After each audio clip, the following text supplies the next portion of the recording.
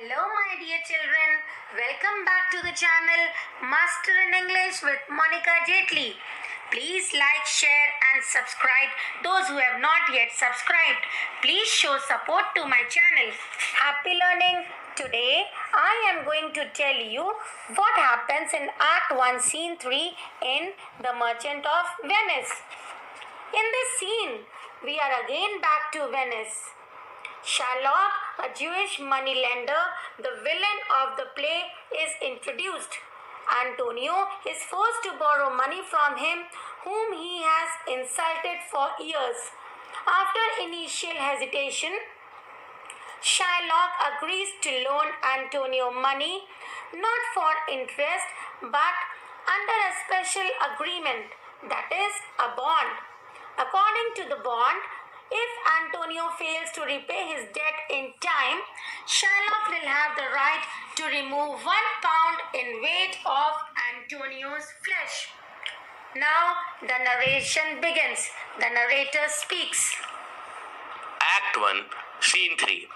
Venice, a public place. Bassanio and Shylock enter. Shylock speaks.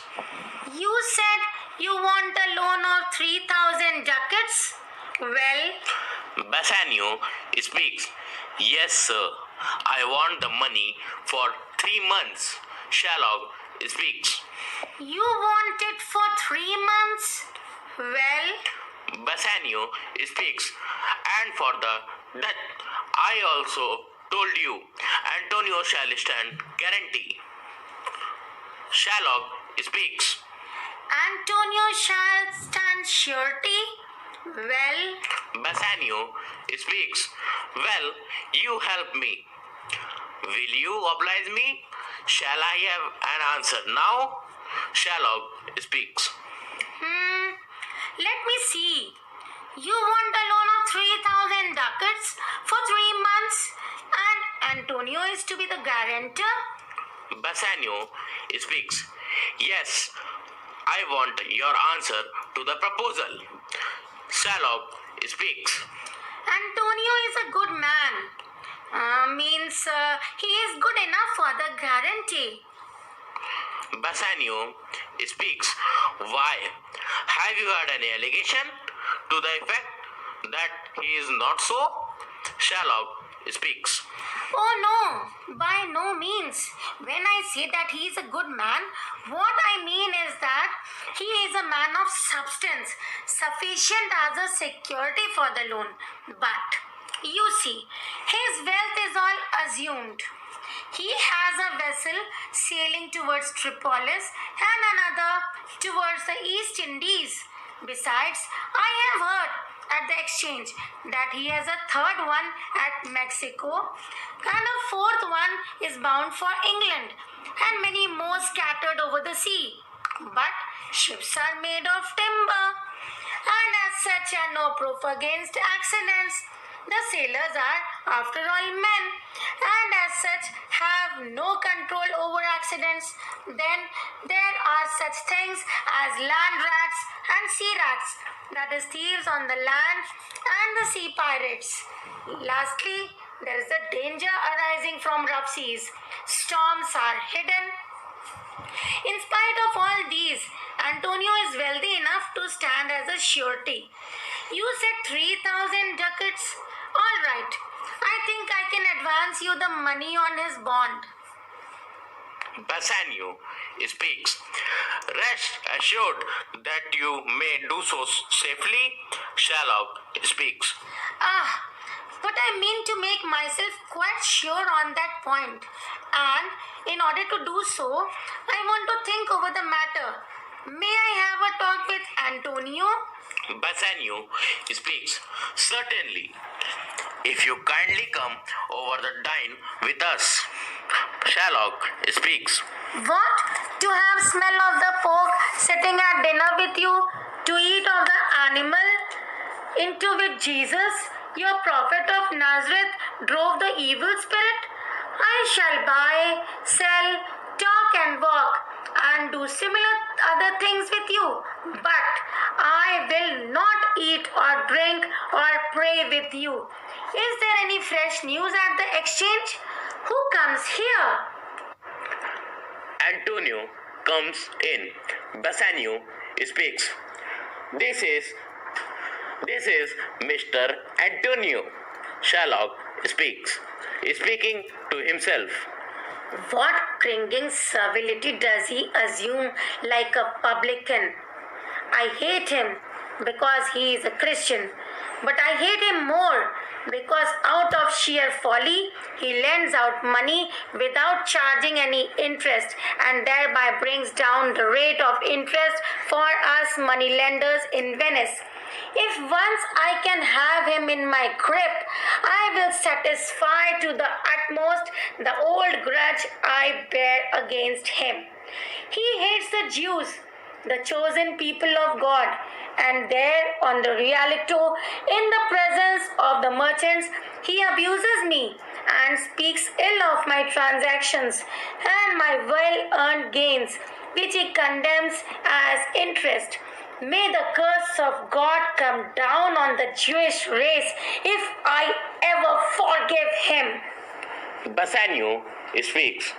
Sherlock? Sherlock, did you hear me? Sherlock speaks. I am thinking of the amount of money which I have already in my hand, and so far as I can roughly remember, I cannot immediately get together the full total of 3,000 ducats. Never mind. Tubal, a rich Jew of my tribe, will help me. But stop! For how many months do you want the money? To Antonio. God bless you, good sir. We were just talking of you. Antonio speaks. Sherlock, though I never either lend or borrow money or interest, yet to help my friend for meeting his urgent need, I will act to my practice to Bassanio. Have you, Bassanio, told him how much money you require? Sherlock speaks. Yes, 3,000 ducats. Antonio speaks. And for 3 months, Sherlock speaks. Oh, I had forgotten. For 3 months. To Bassanio. You did tell me so? To Antonio. Well, then let us talk about the bond. Well, let me consider. But, by the way, will you please hear me? I think you said that you never lent or borrowed on interest. Antonio speaks.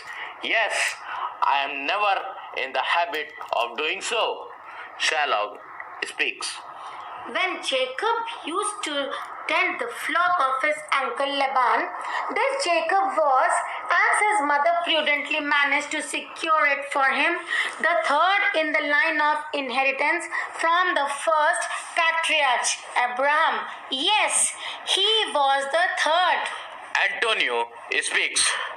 What has Jacob do with this? Did he charge interest? Sherlock speaks. No, not interest. No straight interest in money, as you would say. Listen to what Jacob used to do. When his uncle Laban and he had entered into an agreement that all the newborn lambs that were stripped and party-colored should go to Jacob as his remuneration for lending the sheep.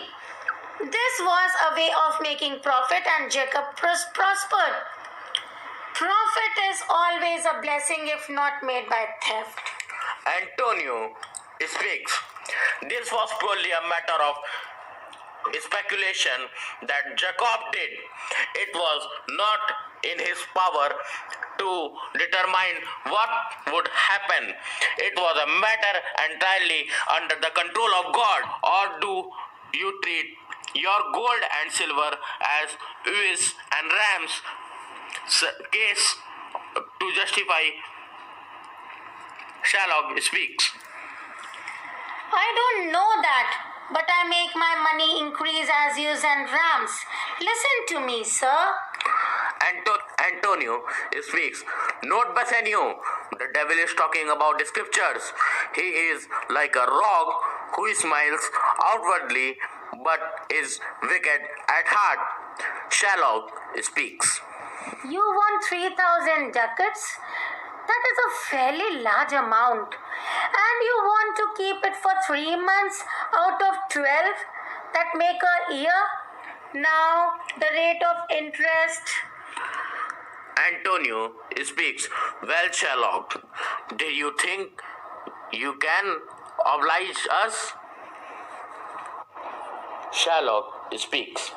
Signor Antonio, very often at the Rialto, you have abused me for my monetary transactions and my practice of charging interest.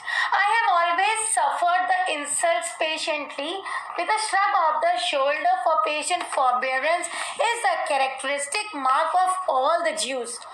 You call me heathen, murderer, dog. You start on my Jewish cloak.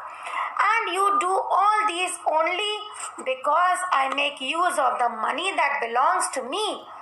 Now it seems you need my help. Strange indeed. You now come to me and say, Shylock, give us money. You say so. You that spat upon my beard and kicked me as you kick away an unknown dog from your door. You now pray for money. What should my answer be?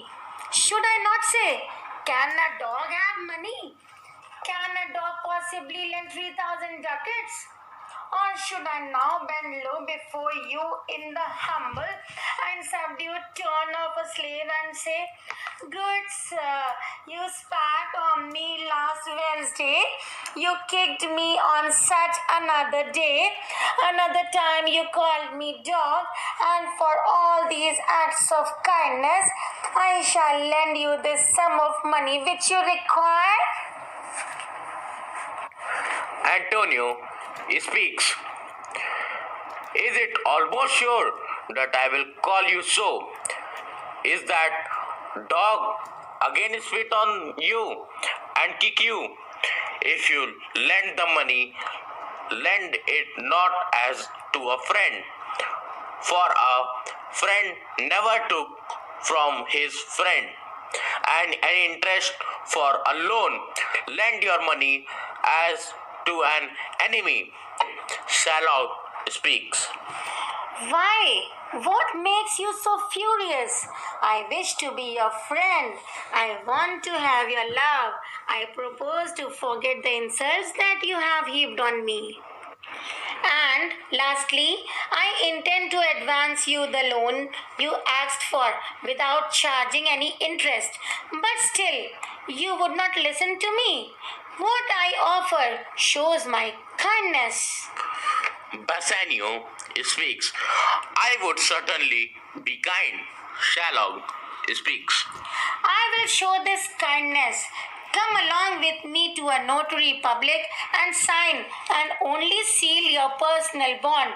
Just for fun's sake, let it be mentioned in the bond that if you fail to pay me back on a particular day and at a particular place the sum of money which is mentioned in the bond, the penalty shall be an exact pound of your flesh to be cut off and removed from that part of your body which pleases me.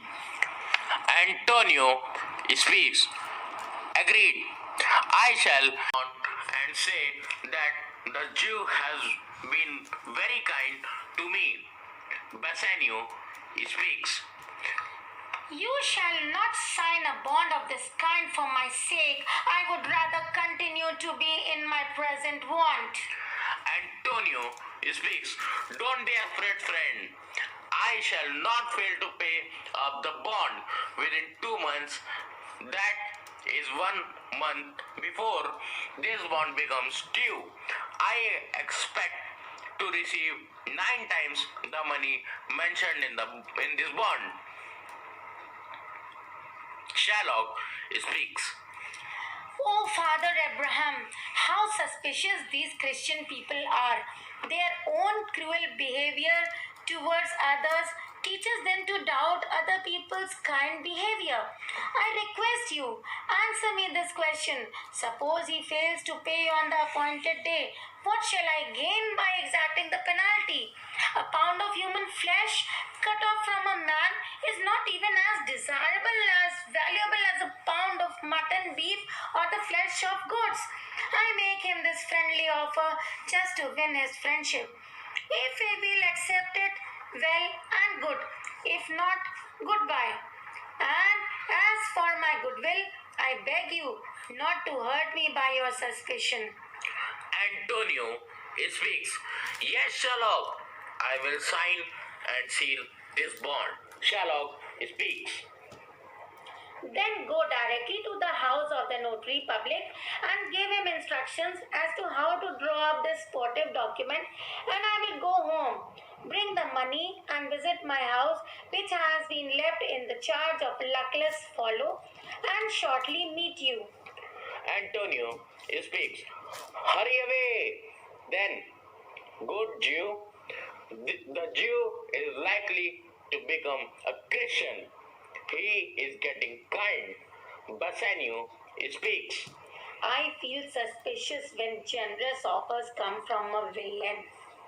Antonio speaks. Let us go. In the affair, there can be no cause for alarm because my ships will come back a month before the day of payment. They go out. Here, Act 1, Scene 3 ends. Thank you.